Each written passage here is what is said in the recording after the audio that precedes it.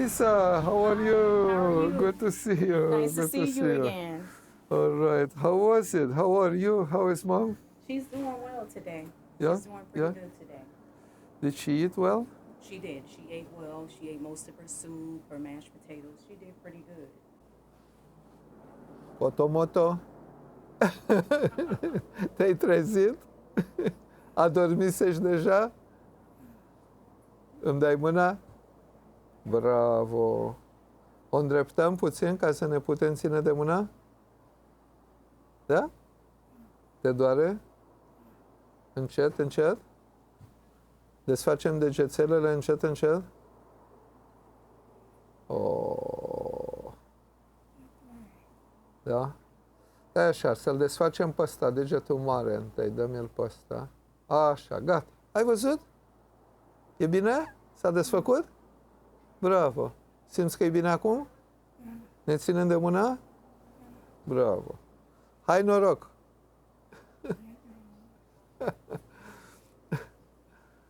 Am auzit că ai mâncat foarte bine. Da?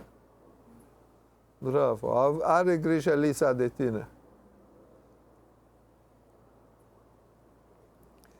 Cum a mai fost pe ziua de azi? Ai făcut gimnastică, am auzit, cu Eva? Ai obosit bine? Mergem la maraton? Sau la triatlon? Vezi că acolo trebuie să-și înnoți. Am auzit că ai ținut paharul în mână astăzi. Și ai băut singură, e adevărat? Ești tare.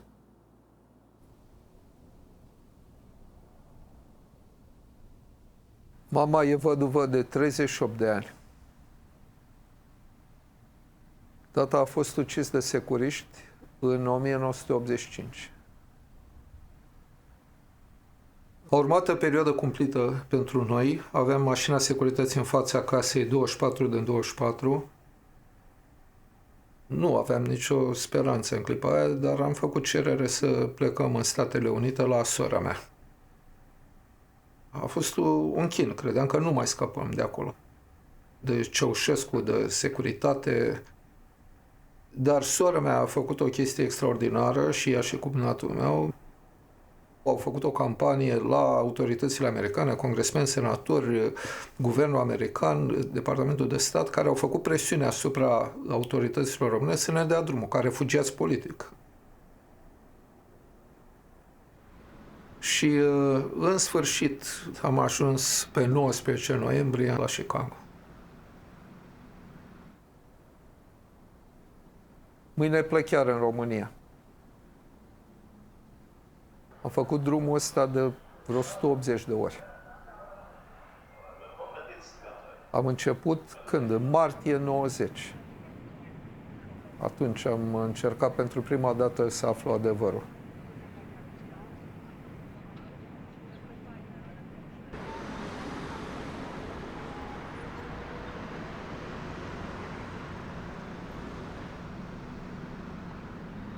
În București, am stat cam peste tot, multe case. Era o vreme când am stat la rude, la un moment dat n-am mai putut să stau pe capul oamenilor, că chiar nu mă simțeam bine să îi oportunez atât de des și am început să trag la apartamente bed and breakfast sau apartamente închiriate pe câte o săptămână, două, cât stăteam.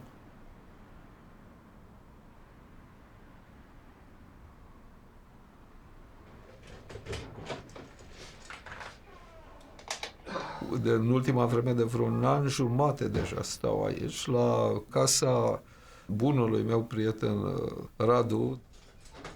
Aici au stat părinții lui, de fapt, care s-au prăpădit și m-a lăsat să stau nelimitat, care e un lucru extraordinar, că nu mai trebuie să mă îngrijesc să fac rezervare, să știu, să văd unde să stau. Deci mă ajută foarte mult locul ăsta și a devenit casa mea, i-am și spus. Cumva m-am atașat, e casa părinților lui, a lui, dar e și a mea acum.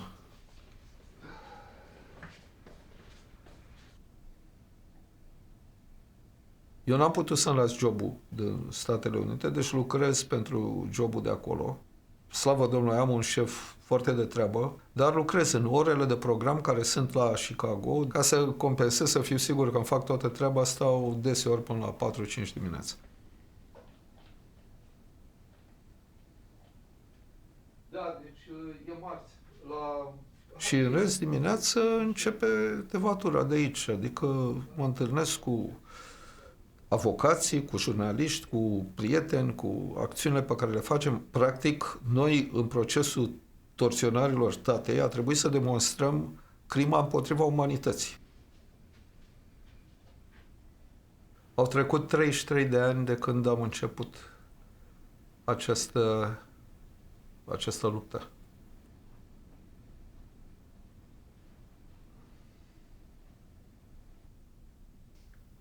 Tata s-a născut la Soroca, în Basarabia, în 1926. Visul lui a fost să fie poet, dar a ajuns inginer și n-a renunțat să scrie poezie și s-au publicat un volum în 1972, Mereu doi, și a scris un jurnal. Cumva asta a fost opera capitală a lui. Jurnalul îl ținuse din anii 40, până când l-au prins securiștii și l-au arestat. În anii 70 lucra, de fapt 35 de ani a lucrat la același institut, ISLGC, Institutul de Sistematizare Locală și Gospodărie Comunală București. Anul 1977 a fost un an de turnură pentru tata. Cine știe unde-i centru-n București, cât ar fi de mărginașe cartierele, parcă-s toate mici orașe și văzându-le. Cine știe unde-i centru-n București, dacă știi mai ta răspunde când te întreabă unul unde-i centru-n București. De centrul unde-s blocul mare înseamnă că inferentare Floreasca sau întâi, pe strada magazinelor înseamnă că e în obor, sau calea Griviței. de aceea când ești întrebat pe unde-i centru-n București,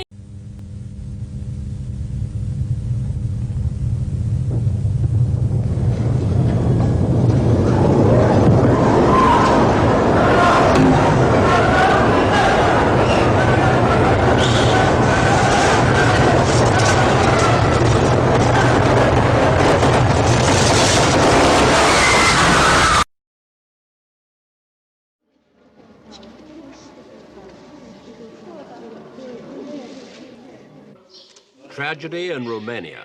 In a small church north of the capital Bucharest, a burial service for some of the 1,500 people who are known to have died in the country's worst earthquake disaster for over 70 years. Scenes like these have been repeated in many towns and villages along a 150-mile swathe of devastation that runs southwards through the country.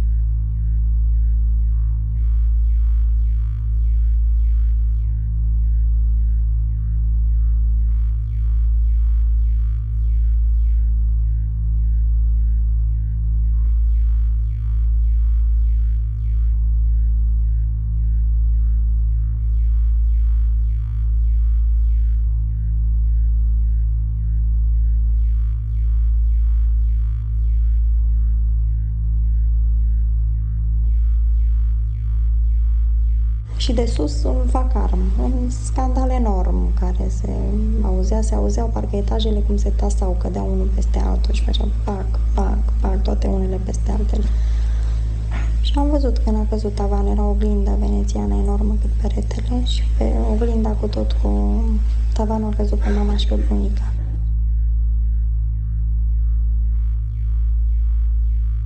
A pătruns gaz, eu am leșinat sau poate am adormit obosită și când m-am trezit l-am întrebat iarăși cam cât crede că cât s-a dărâmat. Și nu mi-a răspuns și m-am dat seama că a murit.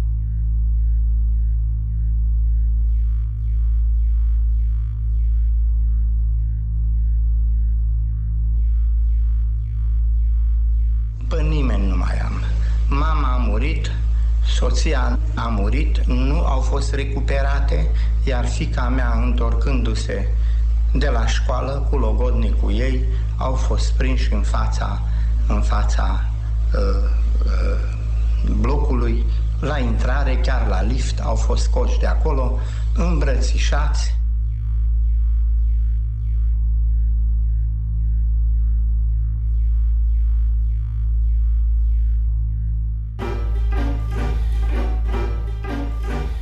Să vezi primul om al țării, cum s-a întors din largul zării, prin spitale și ruine, of ce jale grea, umblă dure de asaline. Pe orfania înfia, pe bătrâni îmbărbătat, la familii sinistrate, of ce jale grea, le-a dat case, bani de toate. Ai trecut prin gran cercare, țărișoara mea, și-a ieșit biruitoare.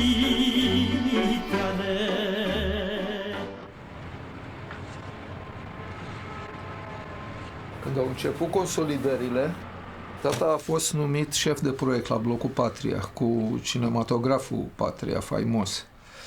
Și la blocul de la Piața Amzei, colț cu Calea Victoriei.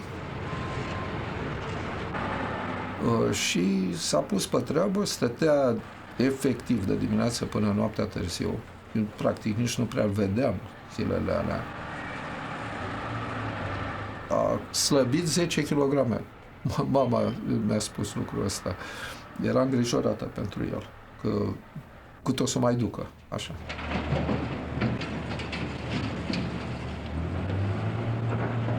Da, mai bine să auzim ce a povestit lui Sergiu Huzum la Paris ulterior. Să vedem dacă merge vechetura asta încă.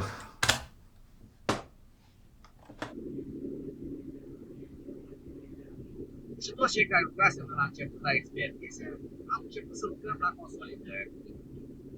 Când ne-am apucat noi cu mai mare având să facem proiecte de consolidare, am început să suportăm presiuni din partea conducerii, plus ca șefilor de proiecte, să reducă la minimum intervenția, ca totul să termine cât mai repede. De fapt, li se spunea că problema principală este prețul prea mare. Le-a picat fisa nouă, că totul venea de sus de la Ceaușescu, care în drumul său zilnic de la reședința sa din afara București până în centrul București, la Comitetul Central, în loc să vadă o capitală din ce în ce mai floritoare și curată și măturată, vedea apărând noi schele, noi șantiere, noi buldozere, noi nu știu ce. Comisiile ăștia de experți anulau astăzi proiectul care l-a vizaseră ieri. Nu, e prea scump. Renunțați la etajul 3, renunțați la etajul 2, numai subsolul parterul sau maximum și etajul 1 care trebuie consolidate. Până când suntem anunțați că luni 4 iulie suntem convocați toți la Comitetul Central la tovarășul Ceaușescu. Toți șefii de proiecte, plus directorii de instituții, plus miniștri, plus profesori universitari. Cam 300 de cadre tehnice, cele mai bune și cadre tehnice ale capitalei în materie de construcție.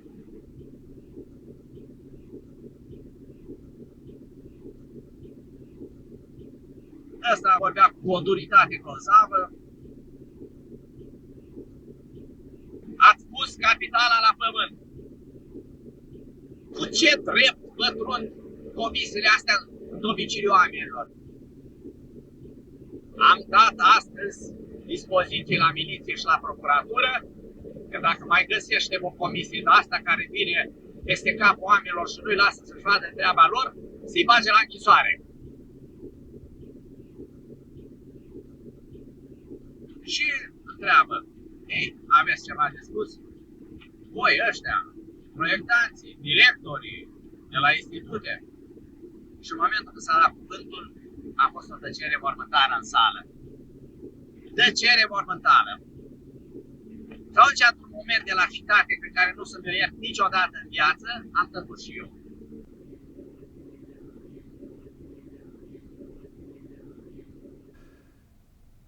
Tata, când a venit de la ședință, a spus, era siderat și a spus, mă, ăsta e criminal și nu știu ce am să fac, că nu pot să las lucrările. Ne-au amenințat că ne dă pe mâna miliției, că ne bagă la pușcărie și nu pot să las blocul ăla așa cum e. Era foarte dezamăgit de lașitatea șefilor, care au acceptat și gata, haide, închidem șantierul, ai auzit ce se întâmplă. Și zicea că trebuie să fac ceva. Foarte curând a ajuns la concluzia că trebuie să scrie o scrisoare la Europa Liberă. Trebuia ceva care să zguduie puțin și să audă toată lumea. Nu a fost o chestiune oficială, nu s-a publicat în monitor oficial nimic. Ședința aia trebuia să rămână secretă. A făcut cerere imediat să plece în străinătate. El mai plecase. Totdeauna când pleca era cu scandal, cu cântec, dura mult. Până la urmă, în 78 a obținut pașaport. Ajunge la Paris, se întâlnește cu Virgilie Runca, primul lucru îi dă scrisoarea respectivă. Lui și Monica Ilovinescu și ei îi spun, dom'le, o să transmitem acest material, dar nu imediat, din cauza că o să bată la ochi. Din toată povestirea lui era clar că îl aveau la index.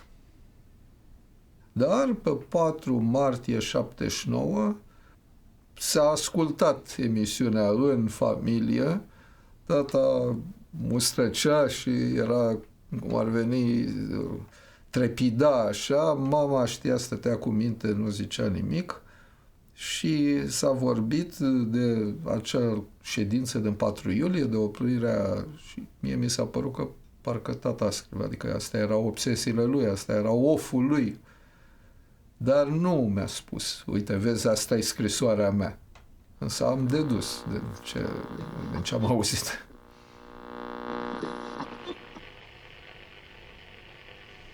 Povestea vorbei. La microfon, Virgilie Runca și Alain Paruit.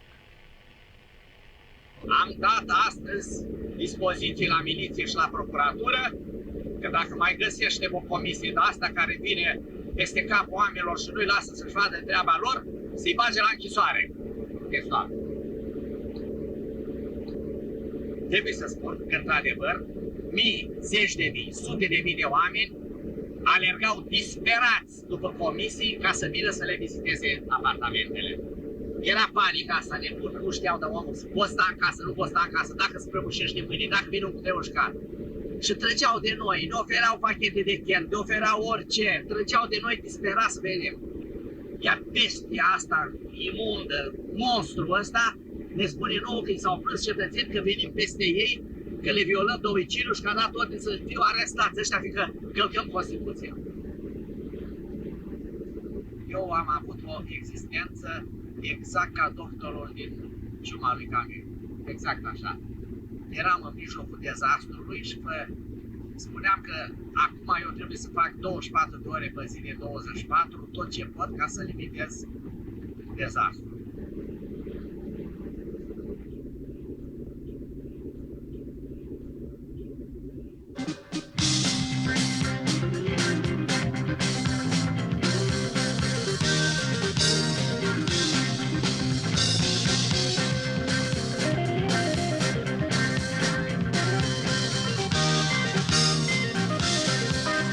Să nu crezi în minciună și mereu nemulțumit să-ți fie gândul.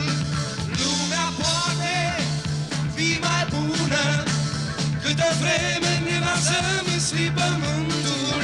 Oh, yeah!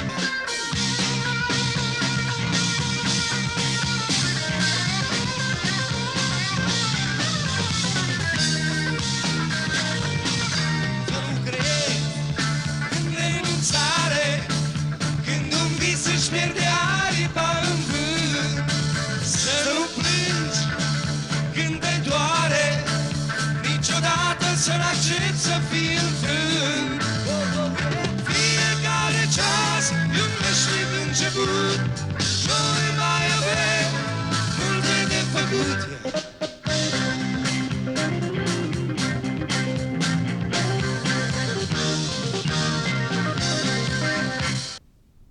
Tata ținea un jurnal de în tinerețe, cred că de prin 43 sau chiar 44. A fost un jurnal al marilor lui dezamăgiri, un jurnal critic la adresa regimului. El a fost martor al transformării României într-o uriașă închisoare. Tata nu s-a rezumat doar să scrie în jurnal. Era excedat, era disperat de umilința și mizeria morală în care ajunsese poporul român sub cultul dictatorului Nicolae Ceaușescu. Era o securitate foarte puternică și o rețea de informatori. Am avut 500.000 de informatori în țara asta, mai mult de pe cap de locuitor decât în oricare altă țară comunistă. Informatorii erau oameni care, pentru niște avantaje materiale, de oportunism sau de frica securității, dădeau informații despre alții. Vecini de bloc, colegi de serviciu, colegi de școală. Era o astfel de turnătoare și la tata la serviciu, la ISLGC, o chema croitorul Pârguța.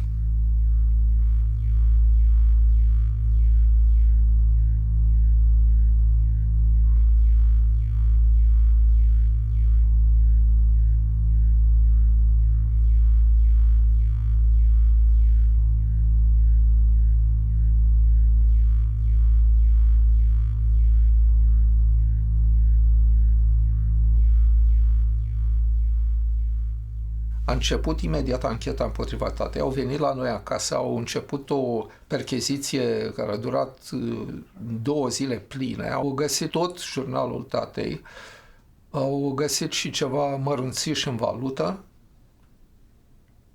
Bineînțeles că în jurnal au găsit istoria scrisorii la Europa Liberă și foarte curând, la sfârșitul lui ianuarie, au făcut deja actul de acuzare. Era acuzat de grave manifestări de subminare orânduirii socialiste, a colaborat cu posturi de radio străine, reacționare și a denigrat realitățile din țara noastră. Are un mediu de scriitori cu concepții dușmănoase similare în care cultivă ideea unei nesupuneri și unei acțiuni ostile.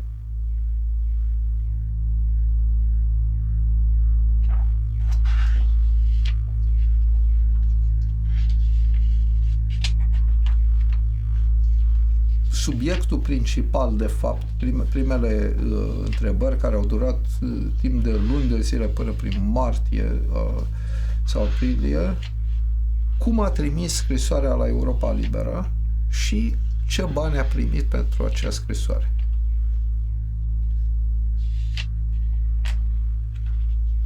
Întrebările erau atât de obsesive și tata răspundea de fiecare dată: nu am primit niciun avantaj material, nu mi s-a sugerat de către nimeni. Am scris acea scrisoare conform conștiinței mele de inginer constructor. Responsabilitatea pe care am avut-o față de locatarii din blocuri și riscul pierderii a mii de vieți omenești. Ei vroiau să-l facă să declare că a primit bani pe acea scrisoare. A fost luni foarte apăsătoare. Tata era disperat că îl întreabă de prieteni. De fapt, când zilele în care nu era la anchetă, se ducea la prietenii lui. Ce, domne, eu le spun, să fie în gardă, fiindcă numele lor apar în jurnal. Amenințări tot timpul și la un moment dat, că nu dădea de capăt și nu se lăsa tata atras în chestia asta, l-au amenințat că vom avea și noi de suferit, familia. A venit acasă, a fost cel mai cumplit moment, poate cel mai greu. Asta mi-au spus, că aveți și voi, că ați putea să aveți și voi de suferit. El se simțea responsabil în clipa aia pentru noi. Și spune, dar nu pot să fac lucrul ăsta. Dacă să-și toarne prietene. N-aș mai fi eu însumi.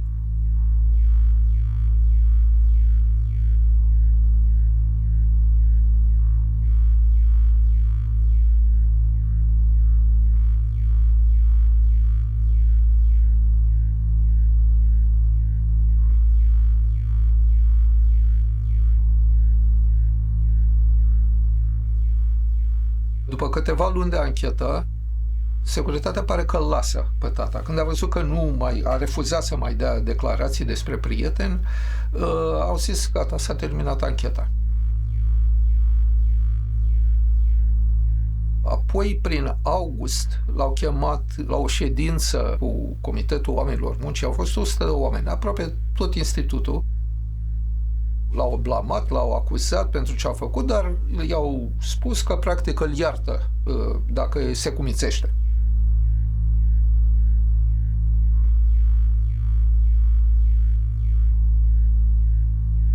După ședință, tata ne-a povestit ce s-a întâmplat. Și ne-a spus și că s-a dus să-și ceară jurnalul înapoi de la securistul institutului, care i-a zis, abia acum începe greul.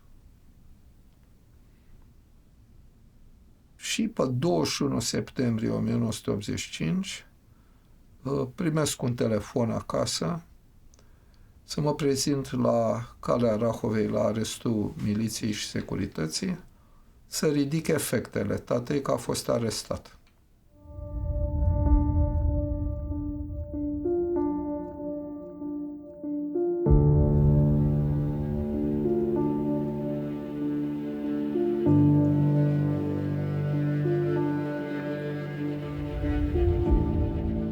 Pe 19 noiembrie eram acasă și am primit un telefon să vin să ridic ultimele efecte, fiindcă a decedat.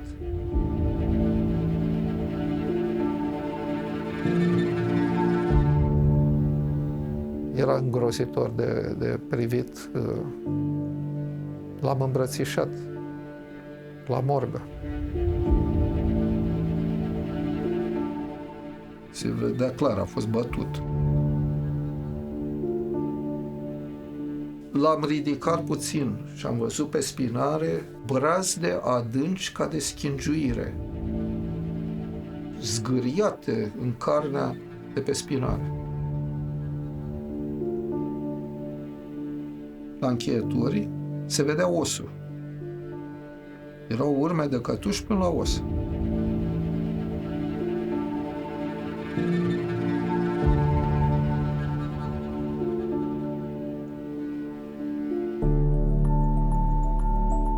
Pe foaia de observație de la Spitalul Penitenciarului Jilava scrie clar: peritonită generalizată din cauza perforării intestinului subțire.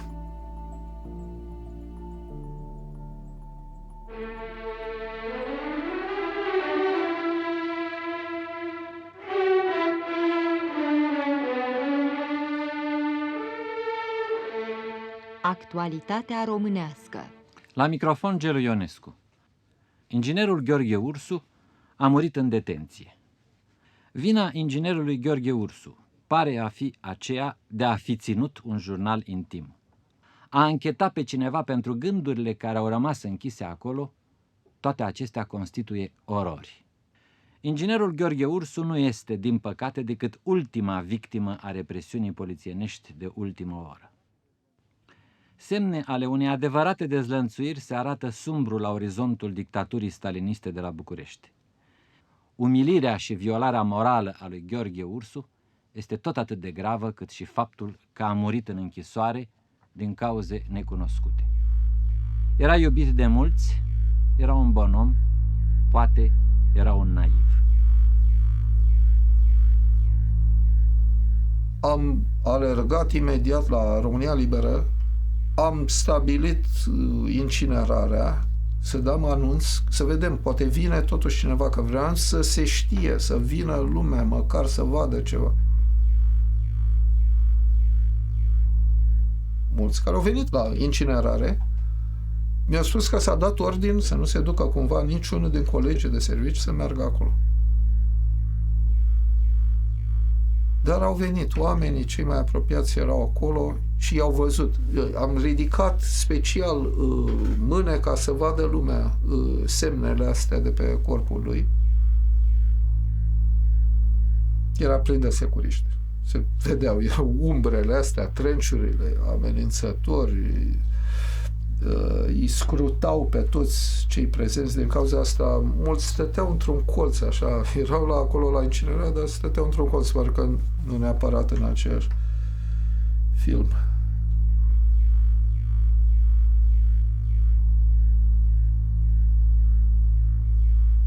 În timp ce era arestat și noi nu mai știam nimic de el de vreo 2 săptămâni, am aflat că i-au desfăcut contractul de muncă de la serviciu.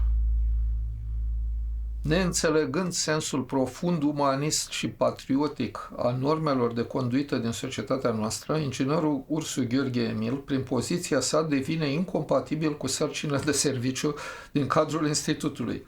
Nu mai prezintă garanții morale care să ducă la încrederea colectivului față de el, fiind din această cauză periculos pentru a mai continua activitatea în cadrul secției.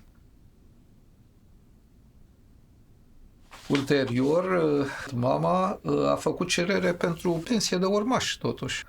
Și a venit această înștiințare, s-a refuzat pensia de urmaș, pentru motivul că tata nu mai era încadrat în câmpul muncii în momentul în care a murit.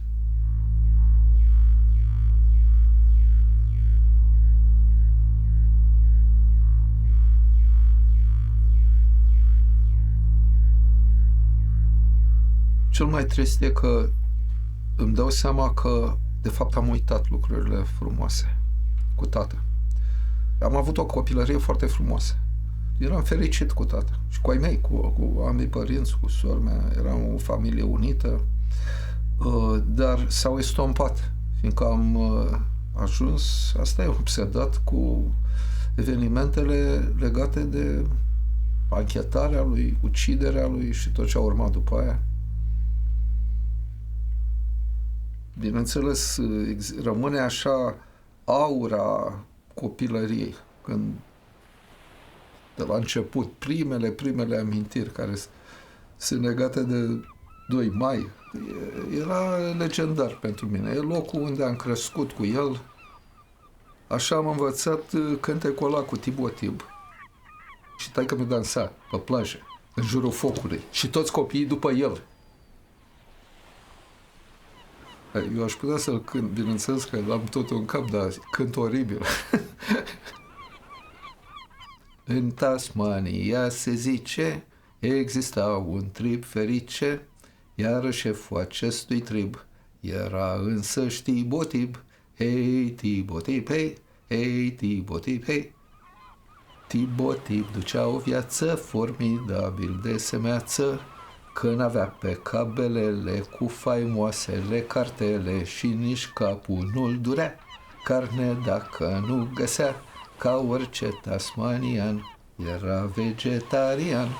Tibotib, ca orice grangur, se îmbrăca în piei de cangur și avea dame indigene cu belciuge, nas și pene, ca maimuțele de soi, respectiv ca pe la noi. Hei, Tibotib, hei, hei, Tibotib, hei. Și tot așa, era nesfârșit.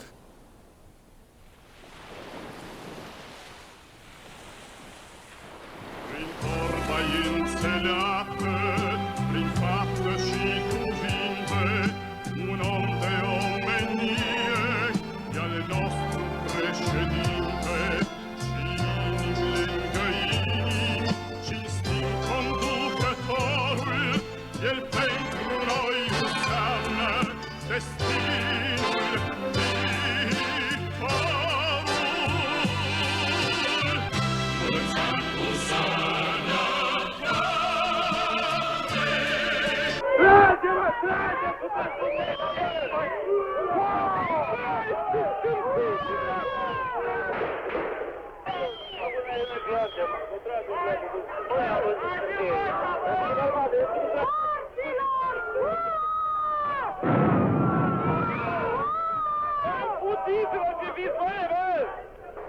Decembrie 89, pe 23 decembrie, am fost anunțat de un prieten, un irlandez cu care lucram, un băiat grozav, Declan, care mă sună la 3 noaptea, el avea insomnii și flicărea canalele toată noaptea și zice, vezi că se întâmplă ceva în România.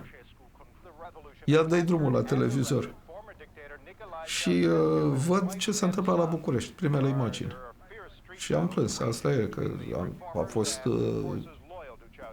foarte puternic șocul. Și ce am simțit, bineînțeles, că, uite, n-a trăit tata să vadă momentul ăsta. Aia a fost cel mai primul gând, primul chin, că, uite, câțiva ani, n-a durat atât de mult și, uite, s-a căzut Șandramaua.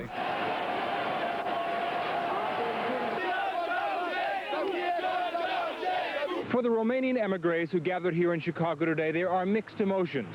Joy that Ceausescu is finally gone, but regret that with him goes the real truth behind the massacre.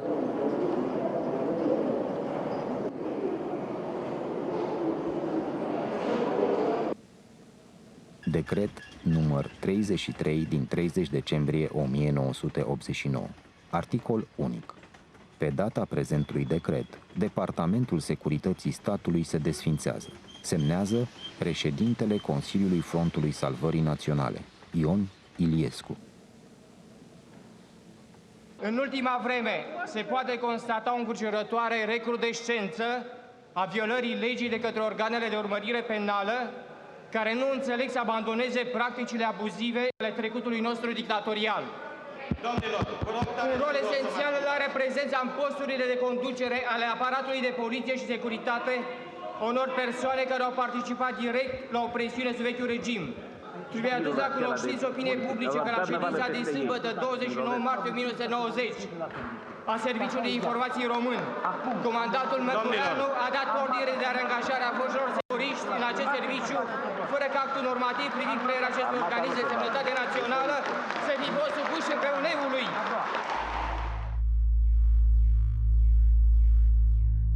În 1990, în Rahuba, unde era arestul Direcției Cercetări Penale, jumate era al miliției, jumate al securității. Și eu eram acolo pentru că dăduse ordin procurorul general să luăm în primire ce era în birourile alea acolo, că erau sigilate, nu știu ce, și am stat acolo, cred că o lună și ceva. În condițiile astea au venit acolo doamna Berdan Soralu Ursu, însoțită de Gabriel Andrescu, de Radu Filipescu și de Stark, care era la televiziune reporter. Asta a fost cumva o promisiune, cred că a tuturor, să putem în continuare să aflăm și să arătăm cine au fost vinovați și ce s-a întâmplat cu Gheorghe Ursu și să recuperăm și jurnalul lui Gheorghe Ursu, care până la urmă a fost preluat de cei de la procuratură.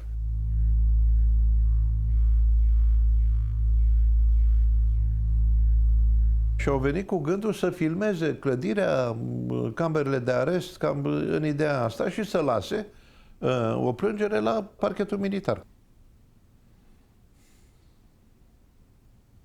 Am luat-o, am văzut că este vorba de deces acolo la spitalul de penitenciar Jilava. În dosarul de penitenciar era o foaie de observație clinică făcută de o doctoriță oftalmolog care era de gardă în duminica aia când a fost dus Ursu acolo. Și după aceasta am cerut Institutului Medico-Legal, Comisiei Superioare a Institutului Medico-Legal, pentru că erau acte medicale contradictorii, respectiv declarațiile medicilor și foaia de observație clinică de la Spitalul Jilava, cu concluzia medicului legist care stabilise un infarct. Au stabilit legătura de cauzalitate între urmele de violență de la suprafața corpului și cele interne, pentru că corespundeau cele externe cu cele interne și au stabilit moarte violentă. Deci a fost supus torturii. Și atunci s-a schimbat cu totul situația acestui dosar, pentru că aveam de-a face din momentul ăsta cu un asasinat. Dan Voinea era o vedetă în acel moment. Fusese procurorul care l-a acuzat pe Ceaușescu în procesul lui din 25 decembrie și a reprezentat imediat pentru noi o speranță. Primul om cu care m-am întâlnit, cum am ajuns la București, a fost Dan Voinea. Foarte curând el a dat o rezoluție și a fost foarte importantă rezoluția aia pe baza unei cercetări făcute în 3 luni. Foarte repede s-a prins că a fost crimă. Având în vedere noile concluzii medico-legale, vă dați seama că trebuia să caut cine l-a bătut. Că...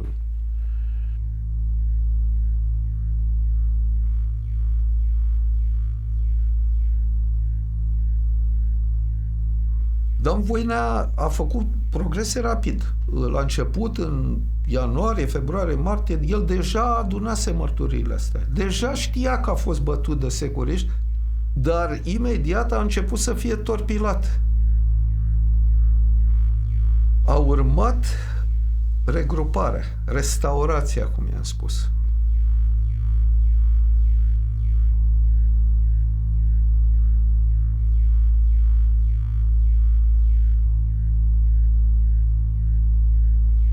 Lucrurile sunt destul de grave.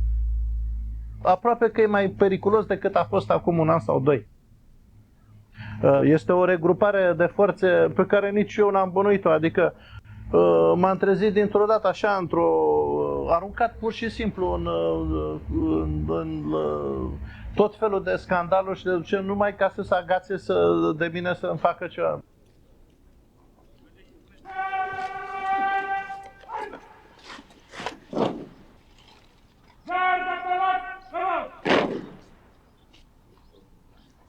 Binecuvântați cu viață pașnică, sănătate, pentru toate bunăsporirile, asupra vrăjmașilor de biruință și păzește în curățare. Mulți ani trăiască!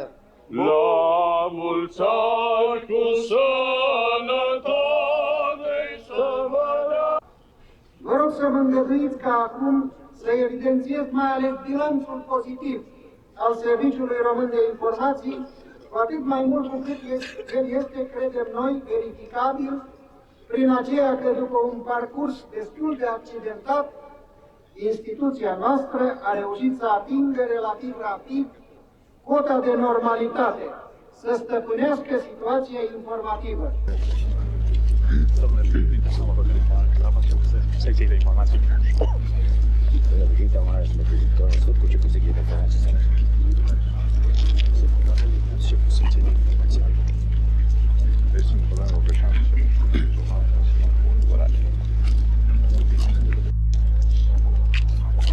Într-o primă fază, și e foarte interesant acest lucru, a existat o dorință reală din partea anumitor procurori militari. Și aș vrea aici să menționez pe procurorul Dan Voinea. Timp de aproape 3 ani s-a străduit să afle adevărul despre moartea lui Gheorghe Ursu, în condiții foarte dificile. Și în momentul în care capii securității din vremea respectivă și ai Inspectoratului General al Poliției începuseră să fie identificați și apăreau cel puțin în postura de instigatori la acest omor, în momentul acela dosarul a fost luat din mâinile lui Dan Voinea și trecut unui alt procuror. Procurorul Joarză, general în momentul de față. Ancheta nu numai că trenează, dar este îndreptată într-o direcție nefirească. Se caută un țap ispășitor.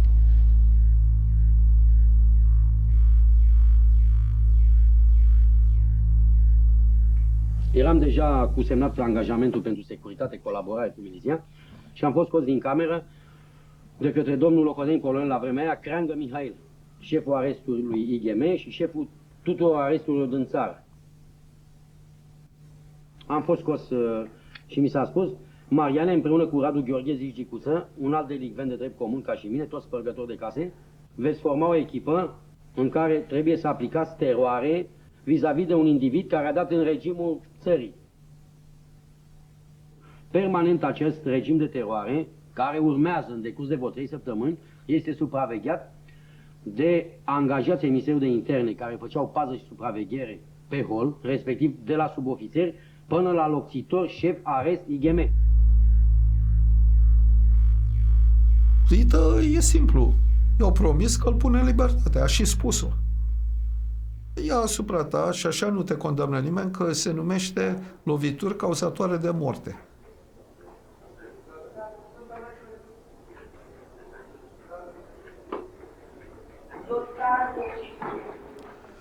Urmează ceva interesant în comunicația asta cu Joarță. Am acces la dosar. Erau niște hârtii din dosarul de urmărire informativă, din dosarul penal al tatei, dar în care rezultă clar cine l-a bătut, că e înfițerul lui anchetatori. Scria acolo în acele hârtii. Și eu îi spuneam, de ce nu-i trimiteți în instanță, că știm cine sunt? Și îmi răspunde Joarță, altă clasică. Păi ei nu recunosc nimic, domnul Ursu. Adică trebuiau numai dacă ei recunoșteau. Și asta a fost. L-au trimis pe Clită în instanță. I-au făcut procesul lui Clită. Asta s-a vrut, ca să ia numai Clită fapta de lovirea lui Ursu, să-i desculpe pe ceilalți, da.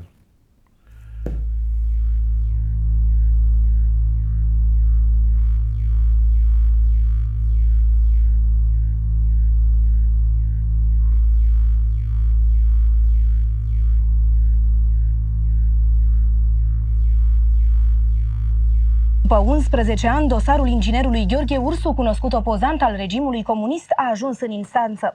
Gheorghe Ursu a murit în 1985 în arestul miliției.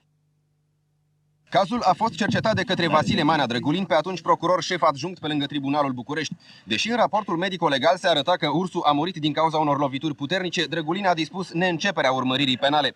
Abia după Revoluție, familia a putut sesiza autoritățile asupra acestui caz, dar vreme de 6 ani cercetările au fost amânate. Că faptele sunt prescrise. În clipa în care operează prescripția, nu se mai poate lua în discuție, cel puțin din punct de vedere juridic, niciun fel de răspundere a cuiva.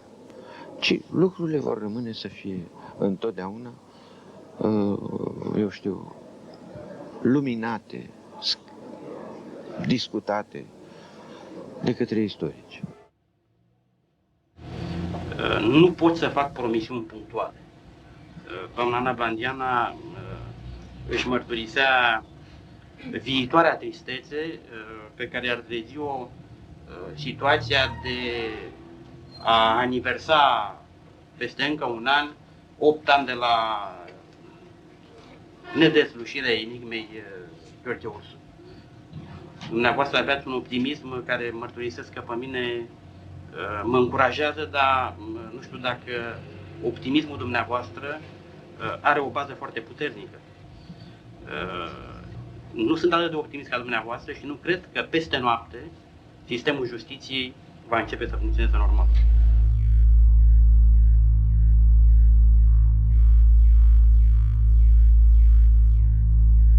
Dosarul este dovada cea mai bună, că în final nu este trimis în judecată din circa 12 inși cu o răspundere mai mică sau mai mare, certă în acest dosar. Toți, dar absolut toți, au fost scoși de sub urmărirea penală și trimis în judecată un infractor de drept comun, acest Clită. Pe mine nu m-a încântat deloc, mi s-a părut o porcărie enormă, am cerut primul lucru în instanță, să fie restituit dosarul, că nu e adevărat, nu ăsta e adevăratul vinovat, trebuie extinsă ancheta, acuzați ceilalți adevărații vinovați, erau probe, erau mărturii. Eram în față cu judecători de data asta. Toți erau din vechea gardă. Hai să o spunem pe asta clar.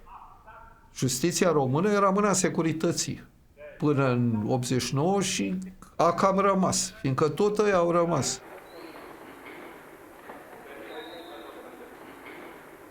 Se dispune neînceperea urmăririi penale la o serie de colonii de securitate și de miliție care erau implicați direct în aceste operațiuni, fără ca măcar să fie audiați. Nu vorbesc că s-au făcut confruntări, să vorbește și de acest fapt nu s-au făcut confruntări. Nici n-au fost audiați. S-a dispus neînceperea urmăririi pur și simplu pentru că avuseseră niște grade mari în securitate și poliție, pentru că erau anchetați de foști subalterni care erau și ei tot din aceste, direcții de securitate sau direcții de miliție.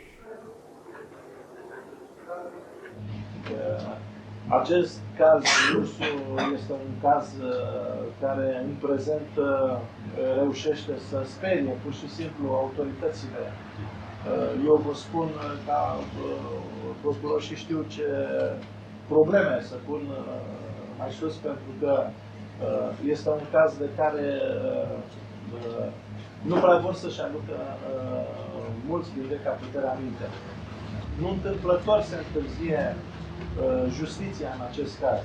Este un dosar care a scăpat și a dezvăluit un mare adevăr. Și în România s-a practicat tortura și s-a practicat tortura împotriva celor care au gândit o altă societate.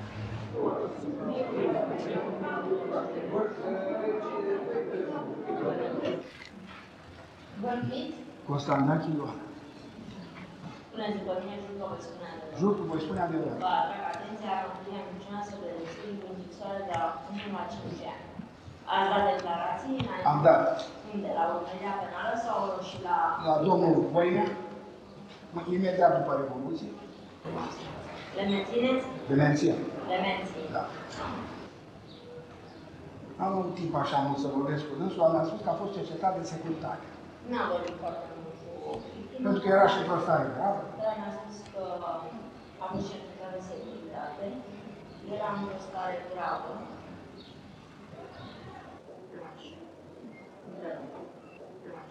În această perioadă am văzut vreodată că era în pe România și de ce a putut să afle de la Gheorghe Ursu? De ce se întâmplă așa ceva? Perioada când a fost coleg de cameră cu Gheorghe Ursu, am stat de vorbă, așa. Ați văzut urme de lovituri?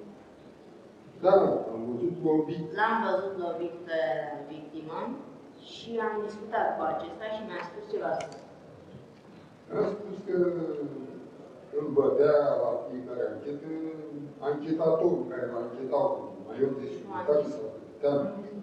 Cum l-a lovit la fiecare interrogatoriu de către cel care l-a anchetat?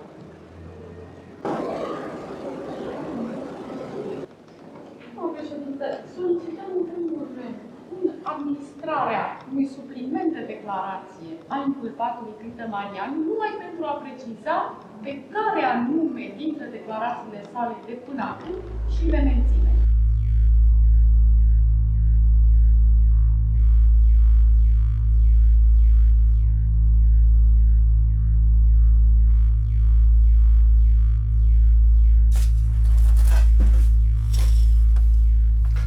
Deci procesul ăsta cu Clită a fost o mascaradă. S-a încheiat până la urmă cu condamnarea lui. Noi n-am vrut să-l condamne. A fost o porcărie și știam jocul. Era vorba de autoritate de lucru judecat. Adică să își ia asupra lui vina de omor ca să nu mai fie condamnați ăștia. Deci a fost construit acest personaj pentru a-i scăpa basma curată pe securiști. Primul pas în rezolvarea cazului Ursu a fost făcut acum 4 ani, când a fost trimis în judecată Marian Clită, deținut de drept comun și coleg de celulă cu Ursu. În dosarul lui Clită, ofițerii de miliție și securitate au primit soluția de neîncepere a urmăririi penale pe motiv că faptele imputate sunt inexistente. În cazul Ursu există 2 dosare. unul care privește autorii crimei și altul care se referă la dispariția jurnalului pentru care a fost arestat Ursu. SRI precizează însă că a predat parchetului toate documentele referitoare la acest caz. Biroul de presă mai precizează că SRI este o instituție nouă, înființată în 90 și nu este continuatoare a fostei securități, iar în rândurile sale nu mai lucrează niciun ofițer implicat în cazul Ursu. Descoperim în continuare că sunt oameni din vechea gardă care au fost implicați în acest caz în anul 1985 și care au în continuare funcții de răspundere, poziții cheie, grade înalte și la miliție și la poliție și la Serviciul Român de Informații. Locotenentul de securitate de atunci, Vasile Hodiș, este acum colonel la Serviciul Român de Informații. El a fost chemat la nivelul anilor 1993-94 să facă copii după dosarul de securitate, întornit de securitate tatălui meu în 85, să facă copii pe care să le aducă în calitate de reprezentant juridic al SRI-ului la parchetul militar. Voinea continua ancheta și continua ancheta împotriva, în principal, 4 ofițeri. Era vorba de cei 2 de la miliție, Creangă Mihail, Tudor Stănică și Pârvulescu și Vasile Gheorghe, șeful lui Pârvulescu, care era șeful direcției a 6-a cercetări penale a securității și care apare în dosar că el a condus ancheta securității și că el dădea ordinele să-l bată Pârvulescu și Hodiș. El era șeful lor.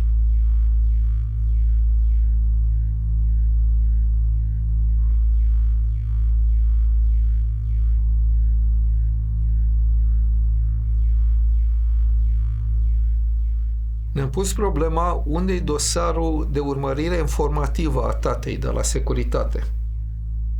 Unele din filele acelui dosar le aveam încă din anii 90. Dar dosarul în sine părea că există, însă mi s-a spus că e secretizat. A trebuit o decizie a Consiliului Suprem de Apărare a Țării, condus de fostul președinte Emil Constantinescu, ca să desecretizeze dosarul de urmărire informativă a tatei, abia în anul 2000 kafkian. Avem acest dosar, avem probele, era în toamna lui 2000 și tot nu îi trimitea în instanță.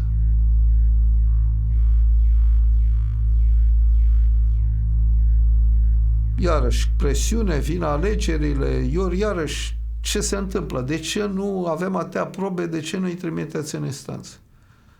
Și Voinea îmi spunea că e împiedicat să... Eu chiar n-am înțeles cum e, adică ce vă împiedică? Sunteți șeful parchetelor militare.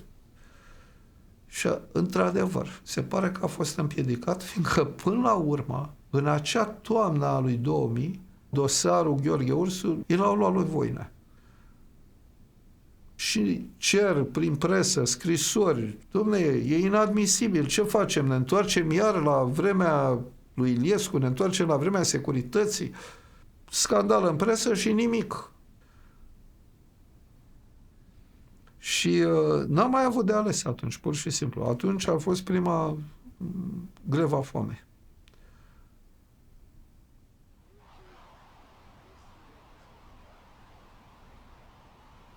A durat ceva, dar după vreo 10 zile de greva foamei, mă cheamă Mircea Criste, procurorul general, în audiență. În acea ședință, Mircea Criste zice, dom'le, nu cred că Voinea poate să facă dosarul ăsta. Și l-a întrebat în fața mea, în fața tuturor, domnul procuror, puteți să faceți dosarul ăsta acum repede, că e gata, într-adevăr, ce spune domnul Ursu? Și Voinea zice, da. Și l-a făcut. În 3 zile a făcut dosarul și am ieșit în greva foame. Dar mi-a spus Voinea așa atunci.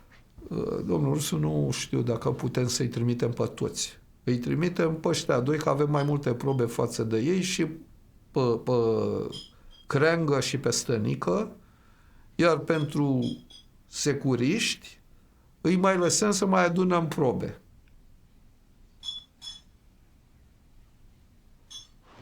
Deși vă spuneam anul trecut că începuse procesul, în sfârșit, al adevăraților autori ai torturii și omorului asupra tatălui meu, acel proces s-a tărăgănat aproape întregul an. Au fost 7 amânări din motive frivole și cauza s-a întors din nou la judecătoria, la Tribunalul Militar Teritorial București, unde practic am început de la zero în ianuarie anul acesta.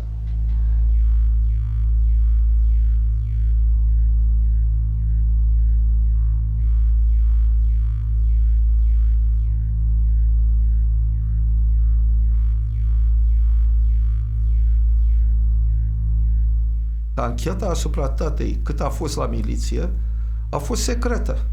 Nu trebuia să se știe și nu au declarat, nu a apărut în scris, doar atât că toți martorii care, slavă Domnului, de la început, de când a început voina ancheta, au declarat că era scos de la miliție și dus la securitate prin ușa aia care se deschidea doar de către securiști. Oficial, tu erai al miliției, făcusești ceva de drept comun, erai un infractor. În cazul nostru, un infractor care deținea valută. Faptul că pe declarațiile luate în ancheta securității a Direcției a 6-a de către Pârvulescu și Vasile Hotiș apare ștampila miliției, a fost iarăși un moment de cutremur în evoluția cazului, în justiție, pentru că nu observase nimeni lucrul ăsta până atunci. Una dintre colegele mele, juristă foarte bună, cu un spirit de observație extraordinar, a remarcat că ștampila nu e a securității, deși ancheta o făcea securitatea, ci este ștampila din sediul miliției. Orice explicație rațională poți să găsești pentru faptul că ai ștampila miliției pe un proces verbal de anchetă a securității, alta decât faptul că securitatea e în sediul miliției. Tata a avut un instinct. Venea bătut, da, m-a lovit, cine? Și le spunea. Anchetatorul care m-a anchetat și în stare de libertate, adică tot Pârvulescu și Hodiș. Și spuneau, Gheorghe Ursu a fost o nucătare. Nu s-a lăsat zdrobit de ancheta securiștilor. Practic, el s-a autoincriminat tot timpul, contrazicând uneori și pasaje din jurnal, doar ca să-și protejeze prietenii. Pur și simplu asta a făcut. A declarat cu obstinație, nimeni n-a știut nimic, n-am făcut nimic împreună cu ei, habar n-au avut, nu știe nimeni de jurnal.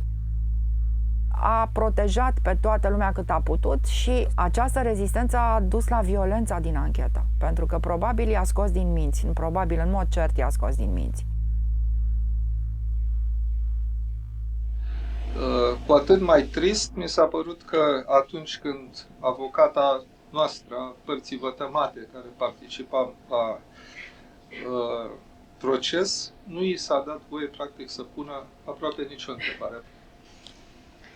Modul în care s-a desfășurat ancheta judiciară nu numai că lasă de dorit, dar este contrariul a ce ar trebui să fie un proces corect.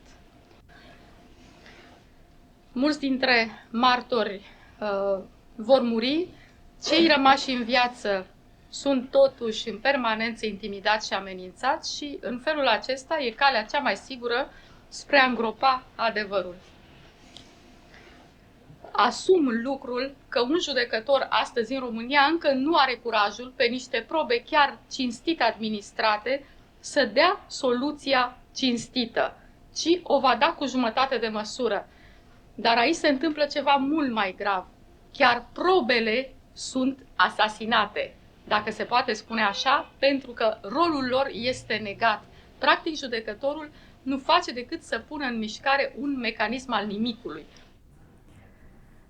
Ce am spus acum 21 de ani, să zicem, ca un verdict propriu, ca o apreciere proprie la modelul de injustiție pe care îl oferea cazul inginerului Ursu, se referea la nivelul acelor ani, mai ales la acțiunile reușite ale parchetului militar și ale Tribunalului Militar Teritorial București de a îngropa cazul. Se desfășurau proceduri de audiere în instanță în care judecătorul militar, când îi se aducea martorul în față, după ce deja fusese amenințat pe culoarele instanței, să aibă grijă că are familie și are copii și poate suporta consecințe dacă spune ce nu trebuie, judecătorul însuși începea audierea întrebându-l: știți, au trecut mai bine de 15 ani de când s-au întâmplat aceste evenimente. Nu-i așa că nu vă mai amintiți? Nu cred că trebuie să spun mai mult ca să înțelegem la modul cel mai elementar ce se petrecea acolo.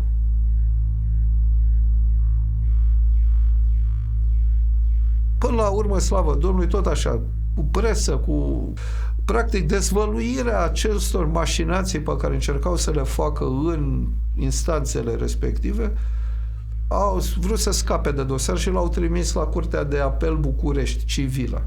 Și un judecător onest, pur și simplu, și trebuie să spun curajos, Viorel Podar, a văzut dosarul și într-o lună i-a condamnat.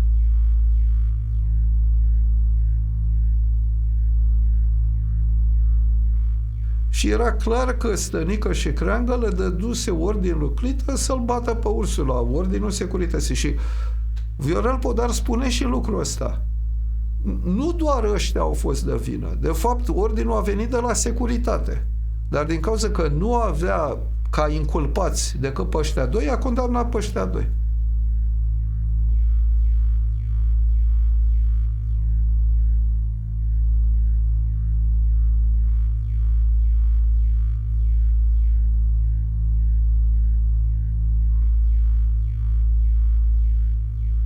După condamnarea lui Stănică și Creangă, Voinea a căutat jurnalul tatei, care în 90 l-am avut în mână și le-a luat SRI înapoi. În martie-aprilie 90 și le-au cerut înapoi lui Voinea. Voinea le-a dat înapoi și de atunci nu l-a mai văzut.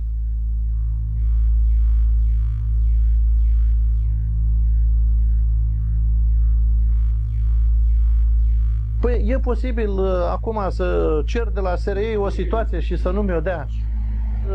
Legal facem o adresă, vreau jurnalul nostru. Nu-l mai iau, a fost distrus, să spună cine l-a distrus și să tragem la răspundere pe la care trebuie demonstrată și distrugerea aceasta, dacă așa stau lucrurile.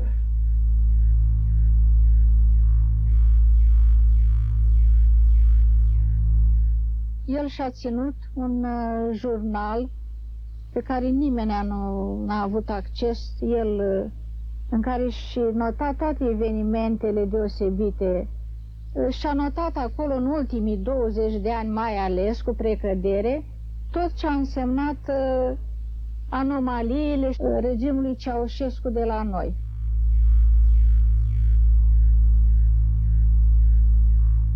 După ani de zile de cereri să ne dea jurnalul tatei înapoi, la care ni se răspundea că nu mai au niciun jurnal, niciun dosar, am dat de un fir. Și Voinea a început o investigare. Și mi-am făcut delegație, m-am dus acolo cu hârtiuța și zic că la data de a intrat documentul ăsta de la parchetul militar.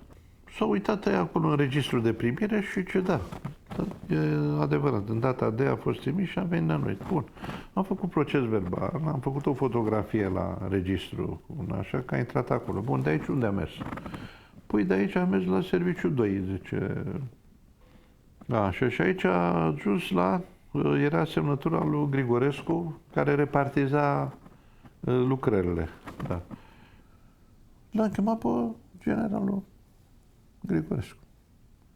A venit la mine, zic că aveți un avocat. Nu că eu am făcut drept. Eu zic că ar fi bine să aveți un avocat, că înțeleg că ești în situația asta, deci nu știi ce s-a întâmplat cu niște documente intrate oficial, trimise de parchet la dumneata. Hai să scriem aici.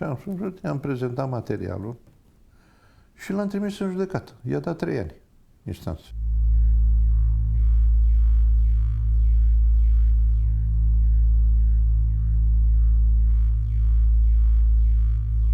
Sunt anii ăia 2004, 2005, 2006. Voinea continuă ancheta.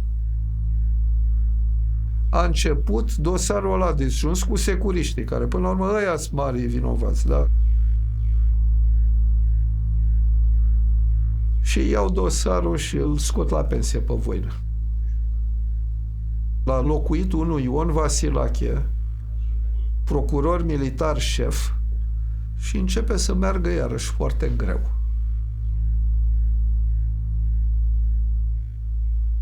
Ultima cale de atac am ajuns la Tribunalul Militar Teritorial București, din nou, la ăla cel mai infestat de securiști.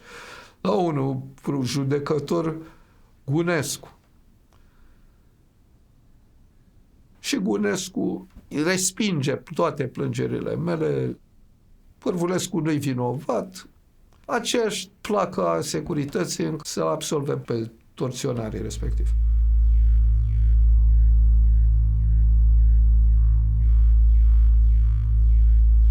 N-am mai rezistat. Iarăși, asta e, am ajuns la a doua grevă a foamei.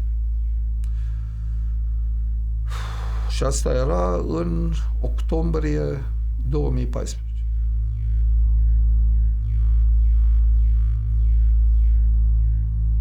În dimineața, când am declarat greva foamei, Cazanciuc, ministrul Justiției, îmi trimite SMS. Opriți-vă, domnul, facem și dregem, ne întâlnim, veniți la mine să rezolvăm. În sfârșit am avut ocazia să-i explic tot ce în tot dosarul ăla. A înțeles omul. Bine, să vedem ce putem face. Nu vă promit că e greu, că trebuie să punem în mișcare, să schimbăm. Nu. Ok, încercați. Și m-am întors și am continuat greva foamei.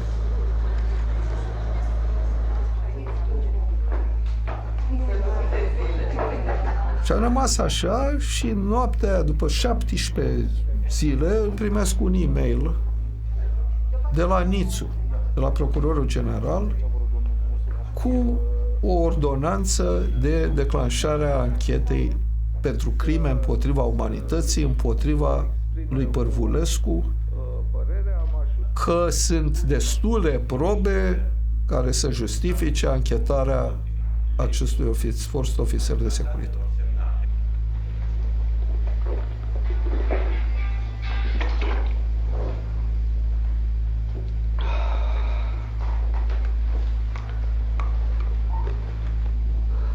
Dosarul a fost preluat în 2014 de la ordonanța domnului procuror general Nițu, prin care solicită judecătorului de cameră preliminară redeschiderea cauzei.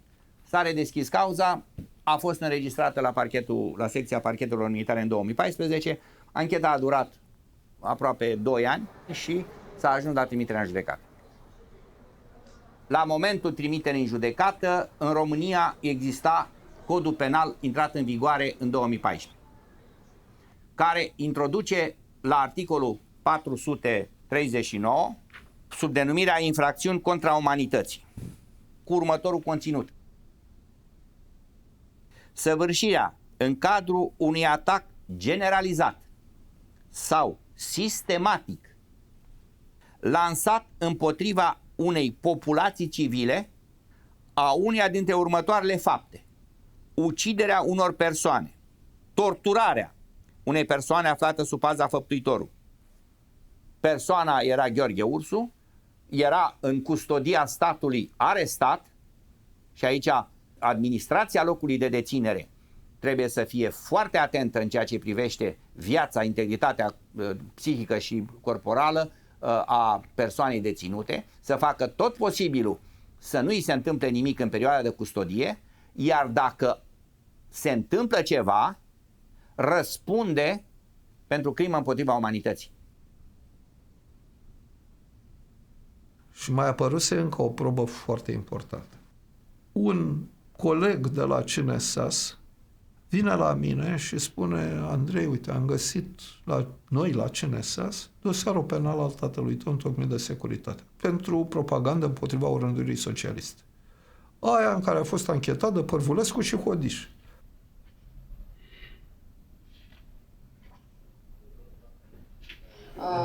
CNSAS a intrat în ancheta URSU în ianuarie 2015, la cererea expresă a parchetului. Să ajutăm pe cât putem la clarificarea situației unor documente. Nu știam în momentul respectiv peste ce o să dăm. Am primit de la parchetul militar în foarte scurt timp 7 volume în care doar primul volum să fie original și al securității și restul de la 2 la 7 să conțină de toate, dar nu ce ar fi trebuit să conțină. Nu mai văzusem până atunci. Concret, volumul 1 este volumul original, așa cum v-am spus, minus coperta. Coperta lui, care este veche, ca și restul documentelor, adică pare să fie din aceeași epocă, a fost modificată și știm asta din microfilmul dosarului. Dosarul de urmărire informativă are și un microfilm pe care noi l-am cerut în februarie 2015. Prin compararea cu forma pe hârtie, ce s-a putut observa? Numele lui Gheorghe Ursu este scris diferit. Numărul dosarului original era scris cu mâna, aici este ștanțat. Ștampila de microfilmare e așezată în alt loc față de microfilm. Ne lipsește o bucățică de aici, care conținea 2 litere foarte importante pentru noi, și anume TO. Tehnica operativă vine de la operațiuni de supraveghere prin microfoane instalate. Ce știm cu precizie din această mențiune, urmează volumul 2 TO, este că volumul 2 trebuia să conțină transcrieri ale înregistrărilor de tehnică operativă din casa sau de la serviciul, de la biroul lui Gheorghe Ursu. Ele nu mai există. Nu există nici măcar o singură transcriere de tehnică operativă în tot dosarul ăsta de 7 volume, nici în volumul 2, nici în alt volum. E un amestec de copii Xerox din dosarul penal, extrase de presă, ciorne de comunicate de presă după 90, ciorne de rapoarte către conducerea SRI după 90, unele chiar din 93. Nu putea să facă acest lucru decât cineva care avea acces direct la dosar și puterea să dispună înlocuirea unor volume întregi. Motivul ascunderii tehnicii operative este foarte simplu. Transcripturile erau destinate ofițerilor anchetatori. Marin Pârvulescu și Vasile Hodiș. Aceștia 2 sunt anchetatorii principali care apar pe toate declarațiile lui Gheorghe Ursu, absolut fără excepție. În mod logic, nu avea cum să fie manipulat dosarul atât de grosolan și atât de masiv înainte de 89, pentru că nu exista niciun motiv pentru asta.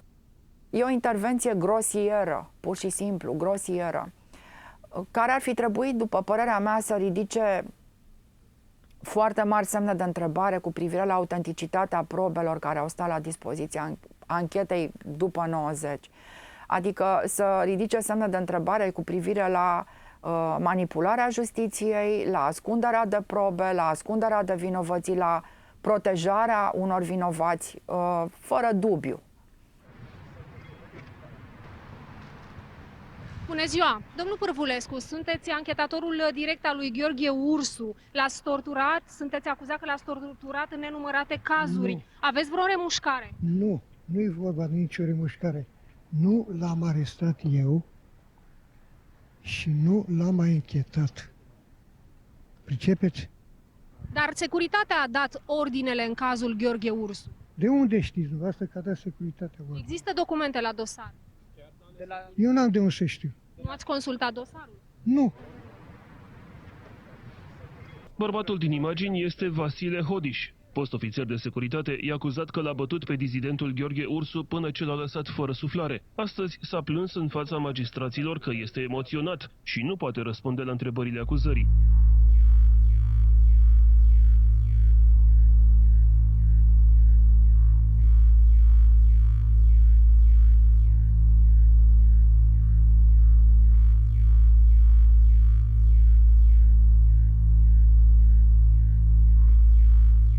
Au venit unii din gardieni, oameni care au ajuns la un moment de curaj și în care au spus: domne, Ursu a fost bătut de securitate. Colegii mei l-au adus în pătură de la Părvulescu sau l-au adus sprijinit că nu se mai putea ține pe picioare și știu că era bunul scos de Părvulescu. Deci era o mărturie foarte clară și o avem în dosar acum. Mărturii foarte importante și oamenii ăștia au spus: domne, n-am spus lucrul ăsta atunci în 94-95 la Joarză, fiindcă eram amenințat.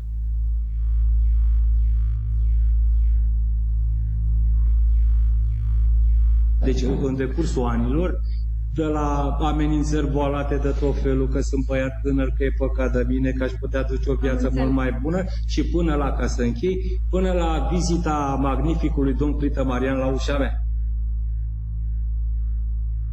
Iar alți domni au venit cu un șef de cadre de la mine și tot așa că o să aibă grijă de mine, să-mi schimb declarații, că sunt băiat tânăr. Probabil de la inculpați, probabil. Dar lucrurile astea s-au întâmplat. De când durează procesul ăsta, nu știu exact să vă spun anul. Venea într-o stare nu bună. În ce sens? În pătură, venea bătut, venea... Primul bond de scoatere din arest pentru a fi anchetat de securitate a deținutului Ursu Gheorghe era semnat de... Primul a fost de Maiorul Părvulescu. Am declarat că a venit de la anchetă. Nu, întrebarea a fost: știu ce ați declarat, am consemnat. Cunoașteți nominal vreun ofițer să-l fi bătut pe domnul Ursu? Cunoașteți noastră? Că nu știu. Cunoașteți că domnul Părvulescu l-a bătut? Păi dacă îl scoate la anchetă și când îmi vine de la el de la anchetă, îl vă roșu la față. Da. Arăt că eu cred că domnul suficient. Am constatat și că înregistrările dezbaterilor nu ne-au fost de niciun folos. Pentru că atunci când am semnalat neconcordanțe grave, omisiunea unor întregi pasaje, ce întâmplare? Erau pasaje care incriminau pe cei doi și care arătau faptul că era o tortură ordonată împotriva inginerului Ursu, au fost omise din transcrierea lor în declarațiile cusute la dosarul cauzei și sigur că am cerut pe căile procedurale legale îndreptarea acestei chestiuni.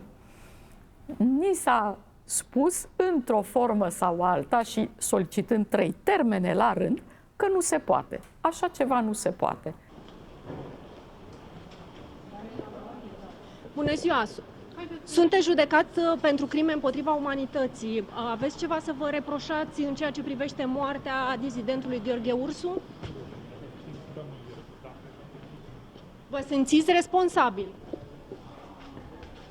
În 2017 au fost chemați martori care dovedeau criminalitatea securității în general, situația premiza de care am vorbit. În anii 80, Radu Filipescu, bătut, Băcanu, bătut, torturat, chiar de Părvulescu. Mărturiile brașovenilor din 87, torturați cu metode medievale, povesteau ei. Vasile Paraschiev, Iulius Filip, Dumitru Iuga și mulți alții.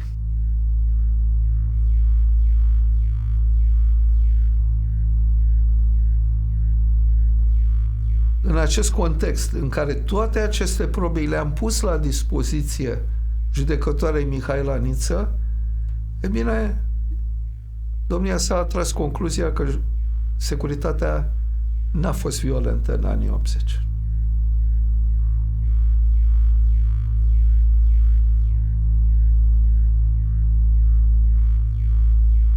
Când trecea un gardian pe culoar, începeai să tremuri. Deci piciorul începea să tremure. Cum să zic, am ajuns la un nivel în care mă uitam la tavan să caut un cârlic să mă spânzur, pentru că nu mai suportam și nu suportam nici violența fizică pe de-o parte și gândul că la un moment dat alternativa era să spun despre cine m-a ajutat să trimit niște scrisori în străinătate. Și erau părinții mei și era o prietenă din Germania. Și, nu știu, între astea două, așa, mă gândeam, bă, mai bine scap. De ce am chemat pe toți oamenii ăștia, victimele securității, violențelor securității? Să arătăm tocmai asta, că Gheorghe Ursu n-a fost singurul bătut, omorât, că au fost sute de alte cazuri și iată, unii care vin în instanță și ei torturați sistematic în detenție, unii dispărăți, unii au supraviețuit cu sechele și iată, vin acum să povestească judecătorilor prin ce au trecut. N-a fost singur Babu. Au fost sute de astfel de victime. Presupușii torționari ai dizidentului Gheorghe Ursu au fost achitați astăzi de Curtea de Apel București. Foștii ofițeri de securitate Vasile Hodiș și Marian Pârvulescu de la Direcția de Cercetări Penale au fost declarați nevinovați. Asta după ce procurorii care îi acuză de infracțiuni contra umanității ceruseră pentru cei doi pedepse de câte 25 de ani de închisoare. Sentința nu este definitivă și poate fi contestată la instanța supremă. Eu am rămas total surprins citind motivarea de la Curtea de Apel București vis-a-vis de afirmația că Gheorghe Ursu nu a fost un dizident. Este o interpretare total eronată, o neînțelegere istorică, pentru că nu era vorba de Gheorghe Ursu singur. Era vorba de orice cetățean al țării care putea trece printr-o astfel de procedură nelegală. În afară de cele două dosare, Vișinescu și Ficior, nu avem nicio altă cauză cu crime împotriva umanității soluționate în România. Instanțele de judecată au schimbat în toate dosarele încadrarea juridică. În toate. Achitarea celor doi, a lui Pârvulescu Marin și a lui Hodiș Vasile, pot să spun că nu a fost o întâmplare. Și chiar, realist vorbind, ca profesionist, nu a fost nici o surpriză, pentru că noi am văzut cum au decurs atâta timp dezbaterile judiciare, cercetarea judecătorească. Întotdeauna, al treilea adversar al nostru era instanța de judecată.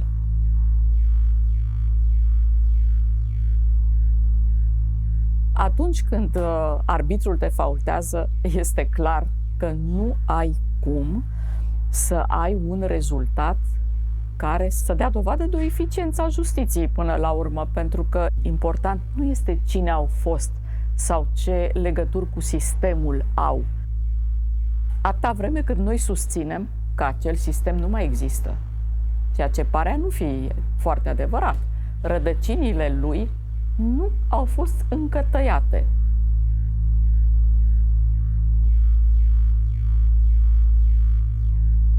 După ce au fost achitați cei doi torționari ai tatei, Pârvulescu și Hodiș, la Curtea de Apel București, în 2019, în octombrie, am făcut, bineînțeles, recurs. Am ajuns la Înalta Curte de Casație și Justiție, unde, iată, de 3 ani, este aproape 4 ani, un nou proces. S-au reluat audieri de martori, iarăși au mai venit zeci de martori, dar a durat foarte mult și din cauza că s-au pensionat între timp. 2 completări de judecată s-au pensionat și s-a reluat în parte cercetarea judecătorească din nou. Acum avem la ultimul complet de judecată, de 1 an și ceva, s-au mai audiat martori din nou și iată, după 33 de ani, avem în următoarele zile ultima înfățișare.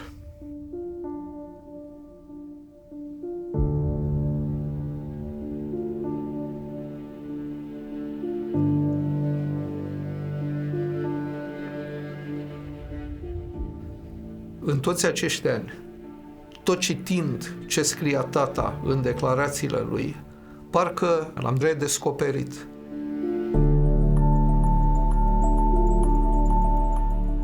Parcă-l văd cum încearcă să-i convingă pe securiști că scrisoarea aia la Europa Liberă a făcut-o ca să-i salveze pe locatari, pentru conștiința lui de inginer. Nu lăsa inima să lase blocurile în nelucrare, cum i-a ordonat Ceaușescu. Încerca să-i convingă pe securiști că există un pericol de pierderea mii de vieți omenești în cadrul unui nou cutremur. Avem aceeași problemă și astăzi. Sunt sute de clădiri cu bulină roșie care pot să se dărâme la un cutremur de aceeași magnitudine cum am avut în 1977.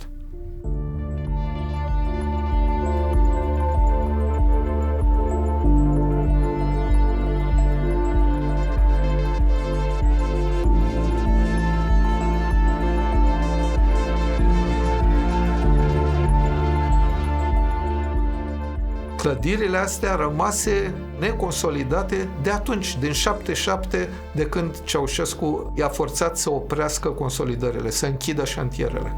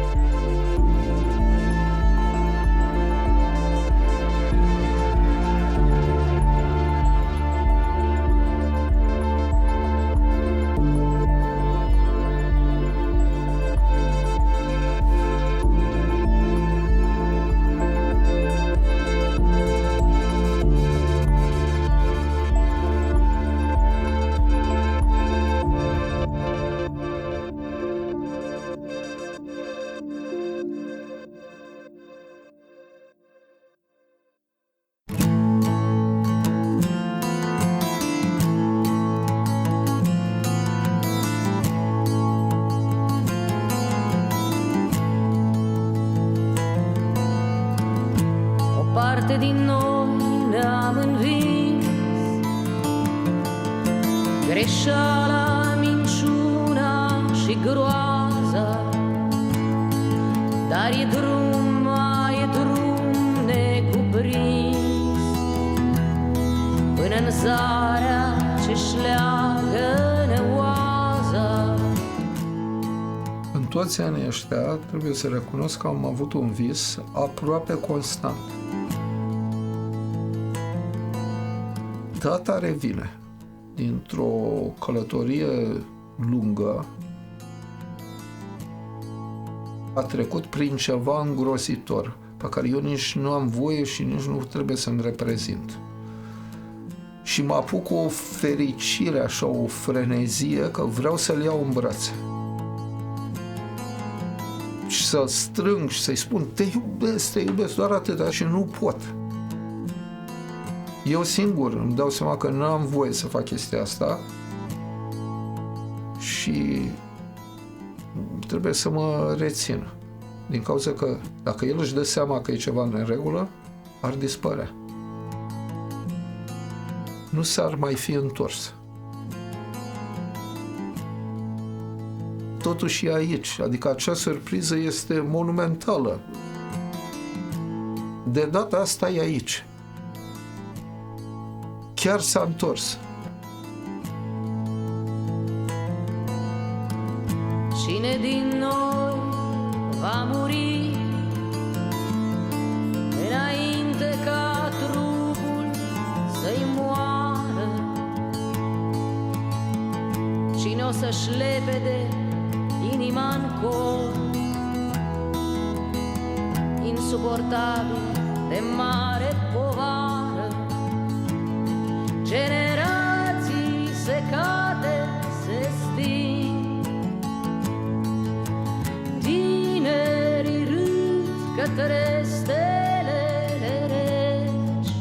Cine-și va pierde credința în izbândă